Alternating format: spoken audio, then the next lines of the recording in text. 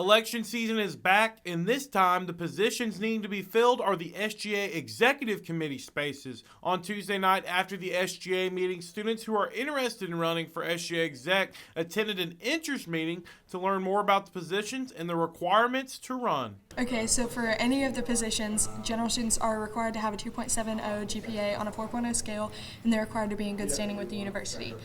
In addition to that, if you're running for executive secretary or vice president of internal affairs, they need to have either served for the Senate for 1 semester or more, been freshman forum directors, or been a freshman forum delegate. If the student meets the needed criteria, they will be able to apply for president, executive vice president of campus affairs, vice president of internal affairs, or executive secretary. And then they'll turn right around and campaign for a week before the election, where students will be able to vote in their Trojan email. So just some general things that have changed with the election process over the year is that campaigning will now begin the day that the applications close at 10 p.m. rather than midnight for students, so that they're not out, like we're trying to be courteous of students that are running in those positions.